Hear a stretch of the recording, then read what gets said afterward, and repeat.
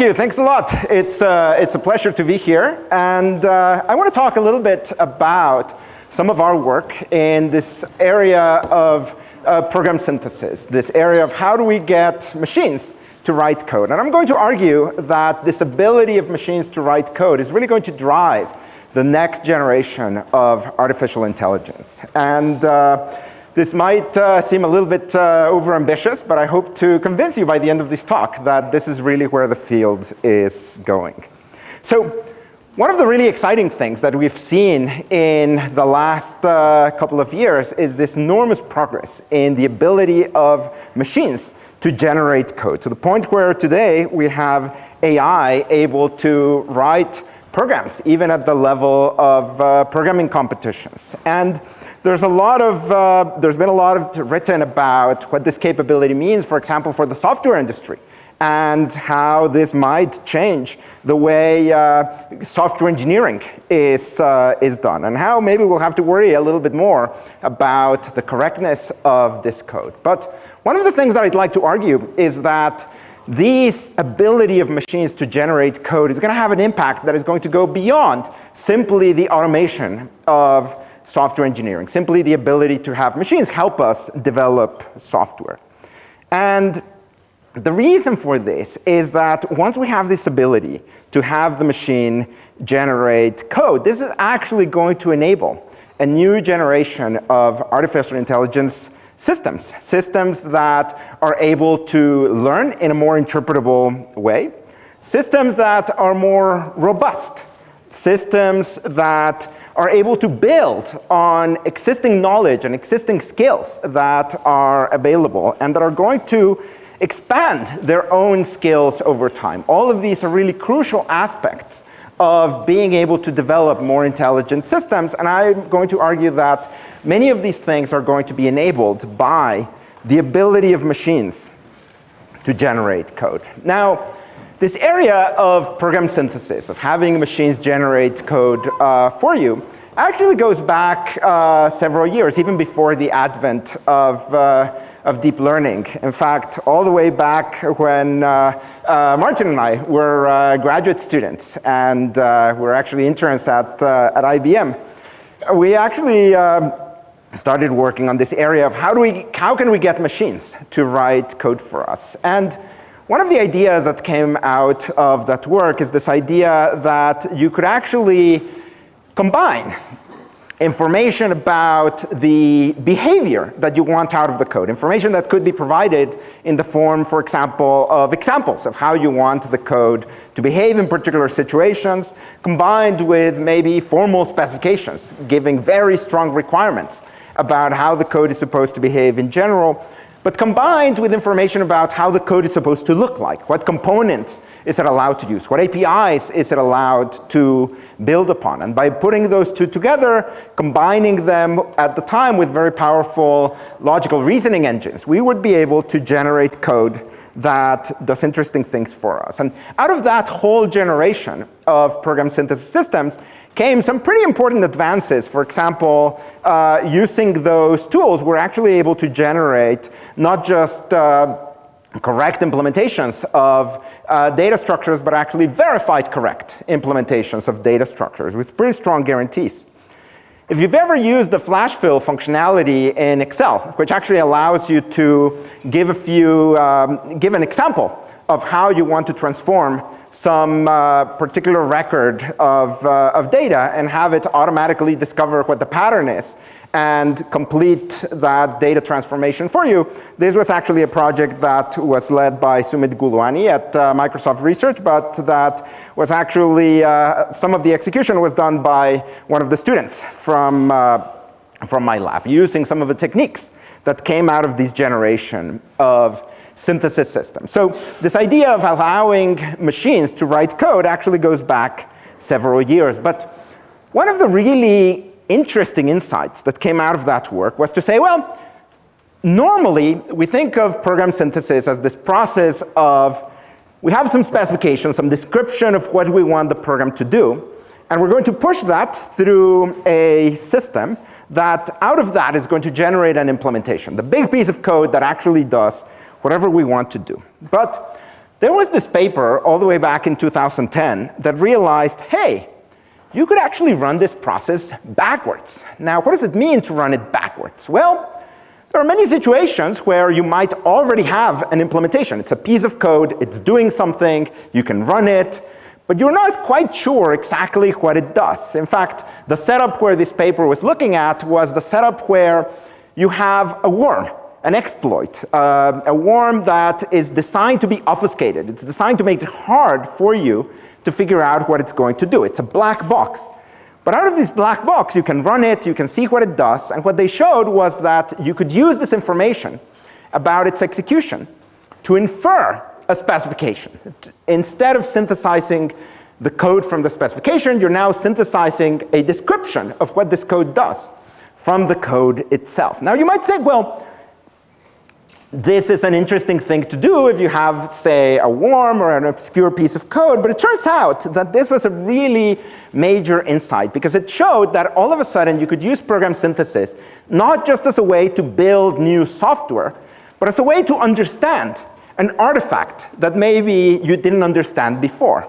And a lot of people in the community started building on this insight. For example, there was some work that looked at, hey, we have these really complicated instruction sets in modern processors. It's actually kind of hard to get specifications, description of what each instruction in this processor can do. Can we follow the same playbook to just discover this automatically? We wrote a paper ourselves back in 2016 where we showed, hey, we have this Android platform. It's this really big, complicated platform. It turns out that if you want to, for example, analyze an application that runs on top of that platform, it's actually really hard if you don't have a very precise description of what this platform does, how it's going to react every time you call a particular API.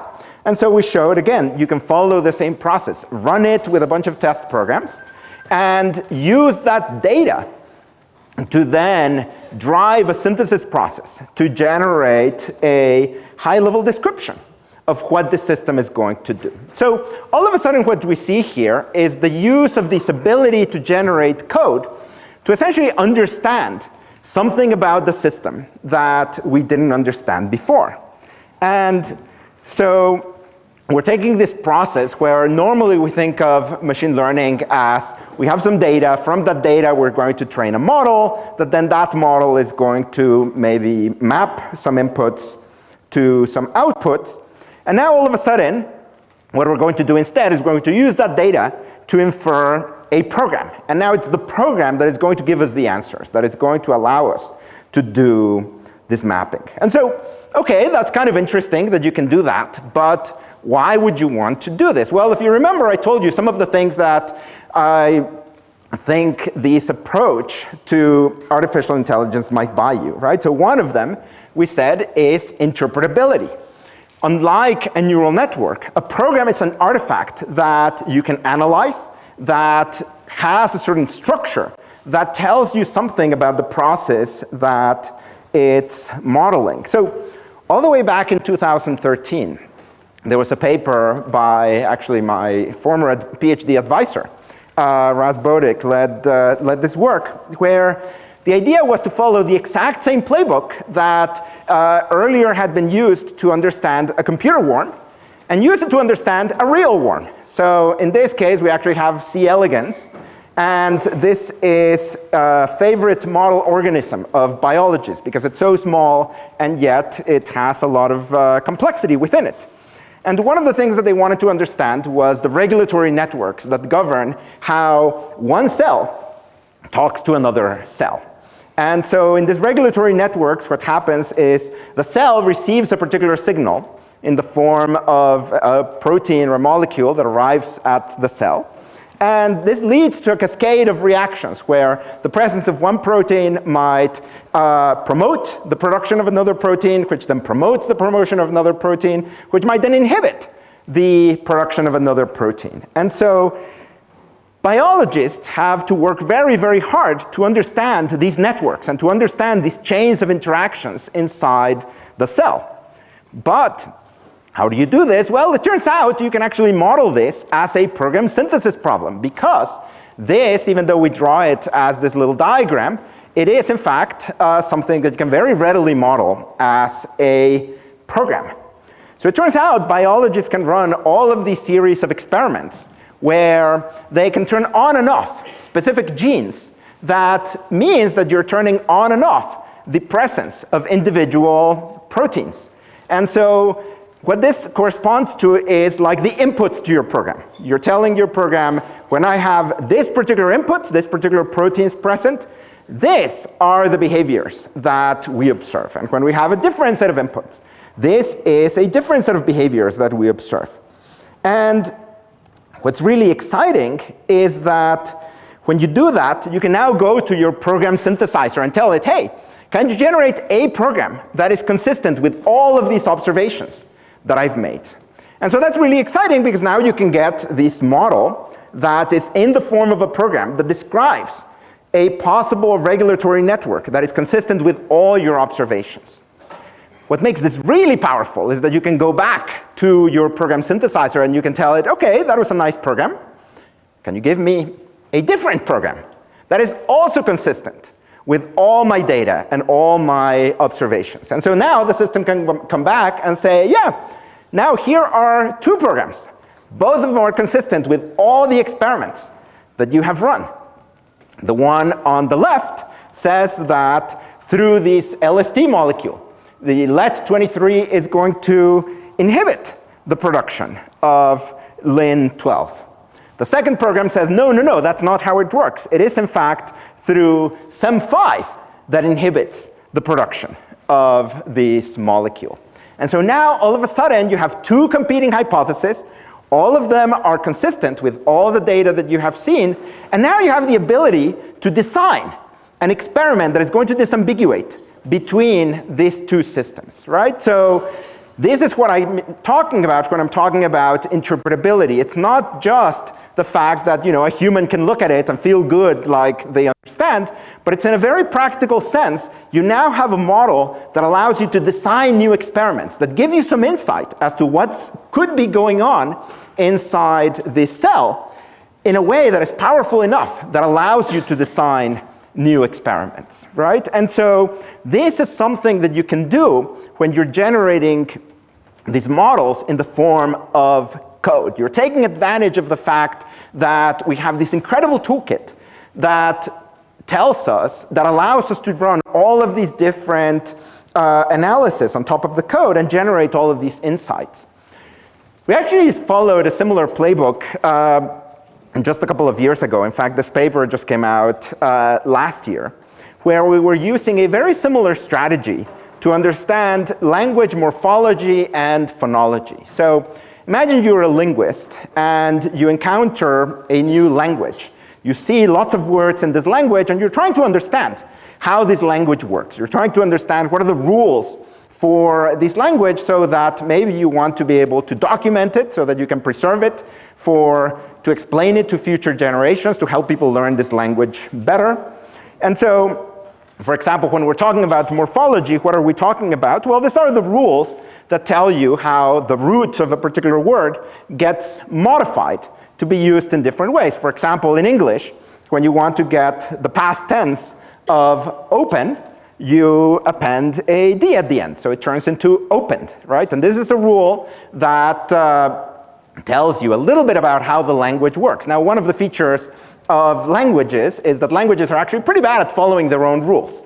You have to, in order to do this, you have to be able to generate programs that describe this process, but in a way that is tolerant to noise, to errors, to the fact that not all words are going to follow the rules.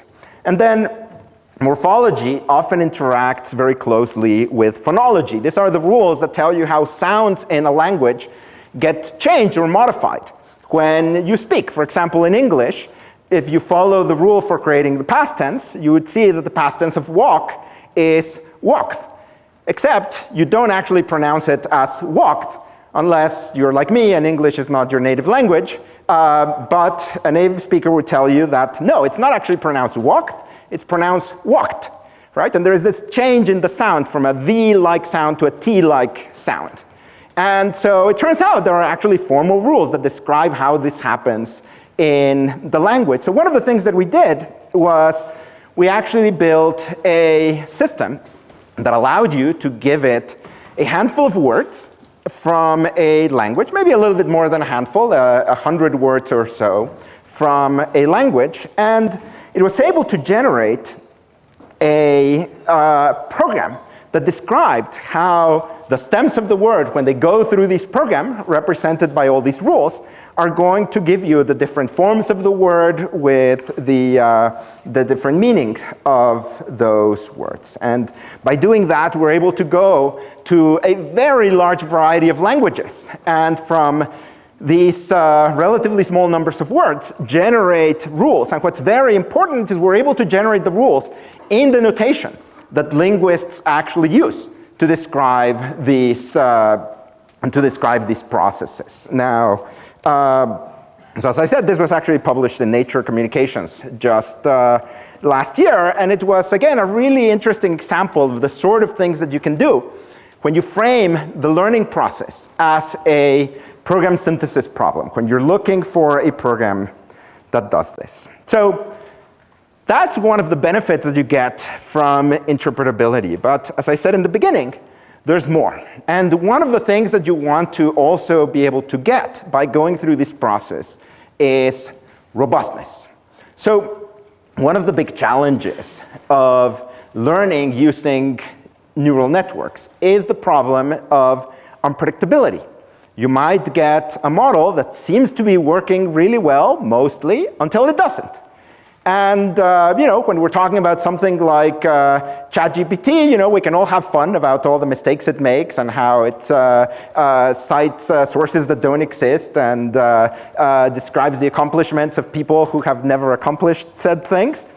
But, for example, if you have an AI system that is going to be driving a car or that is going to be flying a drone, you really, really want to have some confidence that it's not going to do something strange or weird in different situations. So a couple of years back, one of my graduate students led this effort where we're looking at leveraging program structure in order to be able to more robustly generalize in situations where you're dealing with repetitive behavior. So kind of the canonical example is, think about a car trying to exit a very tight parking spot, right? And so this car, we know, is going to have to probably go back and forth a few times before it's ready to leave this parking spot. Well, it turns out if you show a person how to do this, maybe they've encountered situations where they don't actually have to go back and forth. They can just exit, right? And they've maybe seen some situations where they have to go back and forth 2 times or 3 times. And from this, they're able to very quickly learn from that and generalize to a situation where maybe the parking spot is really, really tight. And they have to go back and forth like 10 times maybe before the car exits. And that's not a problem. Once you learn the pattern, you can generalize it very well. What I found, though, is that if you try to get a neural network to do the same thing, right? You give it a few examples, you show it how to do this, it gets really, really good at doing it in these particular concrete situations. And then you go to a more challenging situation, one that requires this generalization beyond the examples that you showed it, and immediately it crashes, right? Because what it learned was not this repetitive pattern, it just learned some policy that happened to work for these situations. And so one of the things that we showed in this work is that by learning a program, by learning a structure that has all the structure of the program, that explicitly describes the repetitive nature of this process, and by forcing the system to learn a program that has this structure, then the system is actually able to generalize much better. And we see this in a variety of different domains where we experimented with this, where if you look at the specific instances where we actually trained the system to perform well, it performs pretty well, just as well as a traditional neural network would do. But the moment you now try to push it to generalize to different situations from the one that you trained it on, in general, the system that was trained with a pure neural network will fare much worse than the system that has this additional structure that allows it to generalize much better, right? So we've seen how we can get this additional interpretability, we can get this ability to generalize better to different situations because of the new structure that is there. The other thing that we can do is, just like humans, whenever we have to solve a really, really hard problem, what do? We reach for the computer. We write a program to help us solve that problem that might be too hard for us to solve in our head. Well, it turns out, if you have this ability to generate code, the neural network can do the same thing. And in doing so, not only is it able to leverage all of this power of the computer to do calculations very efficiently, but it's also able to capture all of this knowledge that is stored in all of these wide variety of libraries and packages and all these languages that are out there. So this was demonstrated in a very striking way recently in some work that looked to extend the capabilities of large language models by saying, look, if you have some question and you're looking for an answer, rather than feeding the question to the model and expecting the model to produce an answer, you can feed this question to the model and have the model produce a program that is going to compute the answer, right? And in this way, leveraging all the resources of the machine, all the resources in these libraries in order to solve the problem. So there was this paper that came out last year from actually a collaborator of our group, Ido Drori. What they did was they actually looked at the ability of, in this case it was GPT-3, and the ability of this system to solve assignments and final exams from a large set of courses at MIT. One of the questions was, could you actually get a model to pass some of these exams from some of these very challenging courses at MIT, ranging from things like linear algebra and probability and differential equations. And the result was fairly striking. So if you take the model directly as it is, right? If you go to the model and you tell it, here's the question, can you give me the answer? Then the model actually does not do so well. In fact, in the course that it did the best, even with lots of extra help and giving it some examples, it still wasn't able to get even to 50% of the correct solution. And it makes sense, right? These are pretty hard questions. These are questions from all of these fairly complex courses.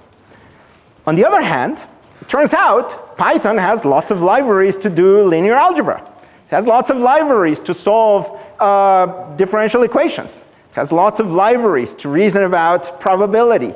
It has lots of libraries even to do graphing and to generate nice visualizations that might be asked by some of these courses. And so if you frame it not as give me the answer to this question, but as generate me a program that computes the answer to this question, all of a sudden the system can use all of these knowledge encapsulated in all these libraries and actually solve a much, much higher fraction of these problems, right? And it's not surprising, but that for some of these it can actually get very close to 100%, right? In some ways it's cheating. Like if the students came and said, oh yes, for the exam I'm actually going to use my computer and I'm going to use all of these libraries, you'd say, well, yeah, that's kind of cheating, that's not allowed.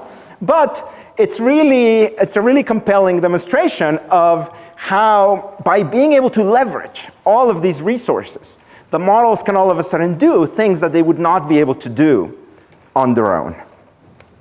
And what's really exciting is that, okay, so yes, it's very nice that the model has this ability to leverage all of these resources available to it. But what's even more exciting is that it can start creating its own resources. It can start using code as a form of knowledge representation and building its own libraries and learning and adapting in a way that is very hard to do if you're simply using a neural network directly. So We had this paper last year where we looked at this problem of how can you actually do this? How can you get the machine to build up its own knowledge base of components and routines that can help it generate more code? And the idea was, well, we know that these models are pretty good if you tell them, here's a bunch of APIs or here's a bunch of components, and all you have to do is stitch them together in order to get a piece of code that is going to do what you want to do. But generally, you rely on those components having already been written. In some cases, you actually rely on somebody having very carefully laid out and thought about this domain and thought about what are the right building blocks in order to be able to build lots of programs in this domain and make those programs compact and nice. Could we actually get the system to learn that on its own? And to give you an idea of how our system goes about doing this, I'm going to use what's arguably a toy domain, but it's actually very interesting because it really illustrates in a very visual way how the system is able to do this. So in this domain, this is actually a domain that is pretty old. It was studied all the way back in the early days of AI. The problem is we want to write programs that are able to draw all of those shapes that you see at the top. But you start with a very simple and primitive language. The only thing that this language allows you to do is you have a pen, you can move it up, you can move down, you can move in a particular direction, you can turn and start moving in a different direction. So it's a very, very impoverished language, but it's enough if you write a complicated enough program to write programs that draw all of those shapes. But if you go to a program synthesizer and you tell it, hey, I want to generate the program that draws all of those shapes, you're going to have some trouble, right? One of the things that is hard about generating code is that if you're generating it step by step, at every step, even if you have a tiny probability of getting it wrong, the longer you try to make the program, the bigger the probability that you're going to get an error somewhere in between. And so the longer program you're trying to generate, the higher the chances that you're going to get it wrong. But here's the idea. So we can start with a corpus, with all the programs, all the problems that we want to solve. And in this corpus, there are easy problems, there are medium problems, there are some really hard problems. But we are going to start with just the language that we start with in the beginning. And so we are going to be able to solve some of the problems. We're going to be able to solve the easy ones, right? The easy ones we can deal with, the hard ones probably not. But now here's where it gets interesting. We can take all of those easy programs, and just like whenever you go to sleep, your brain takes the advantage of your sleeping to start consolidating your memories and organizing them in a way that it can then use that knowledge better by the time you wake up. In this case, the algorithm is going to metaphorically go to sleep, and it's going to start consolidating that knowledge. What it's going to do is it's going to look at all of those programs, and it's going to look at what do they have in common? What are these computational patterns that are common to all of these programs? And can we abstract those patterns into reusable components? This is all symbolic reasoning that we can do because we have these programs in the form of source code. We have this symbolic representation of the programs that we can manipulate and reason about. Next, once we have those components are not going to be very useful unless we also know how to actually use them, how to deploy them. And so then we're going to go to another phase of learning that we call dreaming, where essentially we're going to hallucinate new programs based on these components that we have generated that are going to be used to train our neural model so that it can do a better job synthesizing code the next time. Now, armed with these newer routines, with these new abstractions, it's able to go back, solve more problems. As it solves more problems, now it has more raw material to identify more complex patterns that it can assemble into newer components. And in this way, it can build these hierarchies of components over time that build up more and more complex skills to build more and more interesting problems. Now, this problem of actually identifying the common components is actually interesting. There is the symbolic process where from, let's say, a set of examples, it generates the programs. And for each of these programs, it has this symbolic representation where the system can now identify common structures.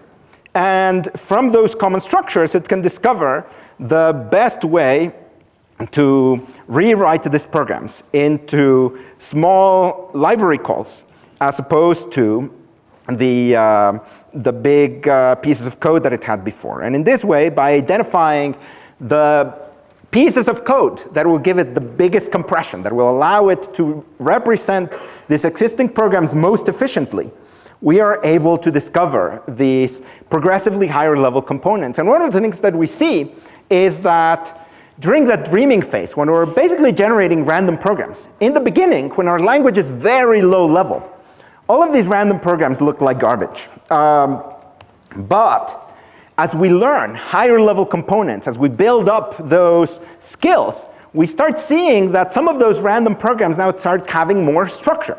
They start having more of the features that are associated with the original programs that we had before. And so in this way, we see the system build up its own library of skills. For example, in the context of this domain, it's learning subroutines for drawing circles and drawing spirals and drawing other kinds of curves. And it even discovers high-order skills. For example, it discovers a function that it tells you, give me a drawing function, and I will make that drawing in a radial pattern as many times as you tell me to do it. And so in this way, it can build up those higher-level skills that then progressively stack together, one on top of the other, to the point where once it builds up sufficient skills, it's able to generate these fairly intricate diagrams entirely from these very robust components with very small amount of code, right? And so what this does is it gives the system this ability to build its own skills, to build its own knowledge base, completely symbolically, relying on this ability to generate code, and then relying on our ability to reason about that code and to discover patterns in those programs that we can then build upon. And so we actually tried this in a variety of domains, ranging from some fairly traditional domains for doing things like text editing and manipulating lists of data and finding regular expressions, as well as some of these classical AI domains, such as building little tower blocks or doing symbolic regression, discovering the formulas that will produce particular graphs. Or in one of the most compelling sets of exercises, we actually found that from data, it could actually discover sort of high school level physical laws. And so, for example, it would discover that the inverse square law is sort of a common pattern. And what's interesting is I actually discovered these from a very, very low level language that basically just involved doing arithmetic. Right? And by building up from more complex things, it was actually able to discover some fairly elaborate formulas. Right? And so these are just some examples of the way in which, by leveraging this ability to generate code, we can exploit this ability to either learn more interpretable representations of knowledge, learn more robust systems that are verifiable, that are auditable, that generalize better. And somehow we got disconnected, but that's okay, because that was more or less my, oh, there we go.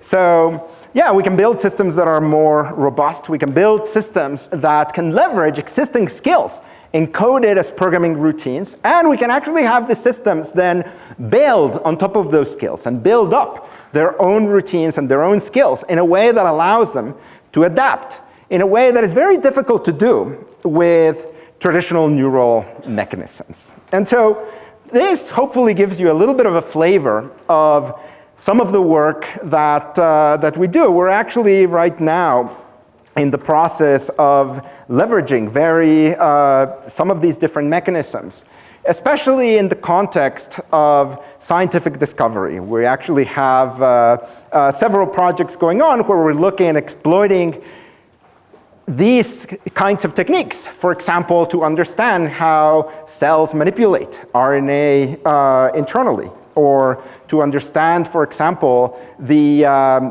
and different aspects of how we might be able to predict mental health from on the basis of different sensing. So this is just these are just some examples of the power that you can get by leveraging this combination of deep learning and program synthesis to do things that you wouldn't really be able to do by using only one or the other. And so with that, I think we're ready for questions.